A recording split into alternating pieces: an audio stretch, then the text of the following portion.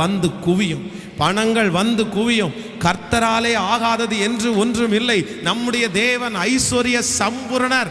நம்முடைய தேவன் ஐஸ்வர்யமாக்குகிற கர்த்தர். ஆபிரகாமை ஐஸ்வர்யமாக்குற கர்த்தர்.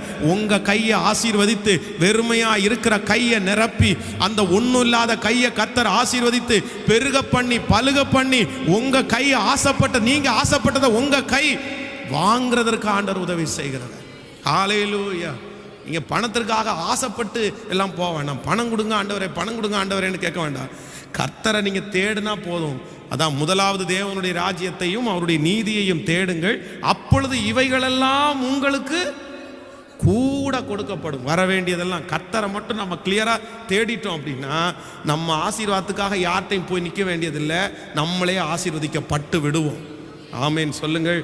அது கர்த்தருக்கு லேசான காரியம். எத்தனையோ பரிசுத்தவான்கள்